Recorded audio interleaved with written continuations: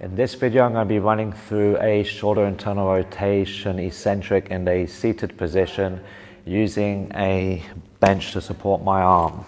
So in terms of how I'm seated, this can be played with. This leg could be straight, for example. I could have it bent.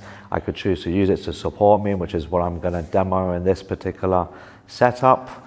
In terms of my arm, I could have all of my arms supported. I could let it drop down a little bit, and through the reps, as you work through the eccentric, you could change a little bit with the setup. So the variables I will provide will be what other things you can then begin to think about exploring.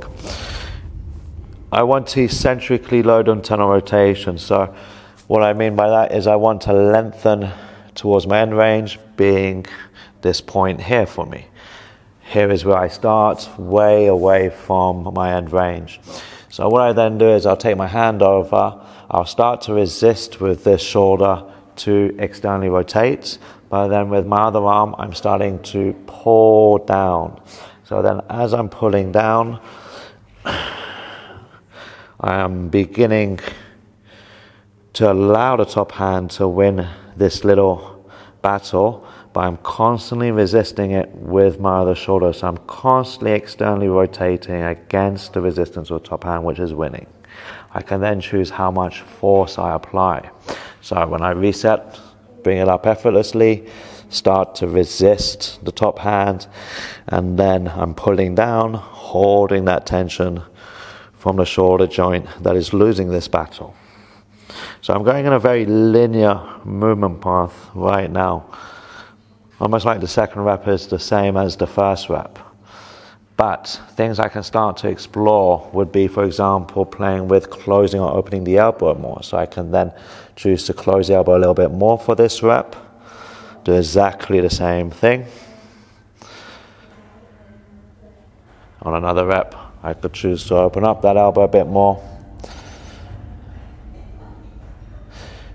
It will create a little different sensation of pulling force on the shoulder joint that we're trying to target here. And the same can be applied with elbow rotation, so I can bias rotation a particular way, hold that effort, and assess. Other things you can then think about doing is maybe how you're opening and closing this particular angle from your shoulder blade. So if I'm starting to close the angle, it'll again change very much how it's stressing my shoulder joint.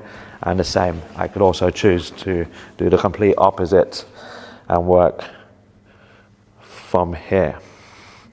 Then thinking about how I might want to use my leg, I could start somewhere here, and then as I'm beginning to resist, use this knee to kind of brace the other arm. This simply allows me to feel a bit more secure, and I can then apply a little bit more force into the exercise.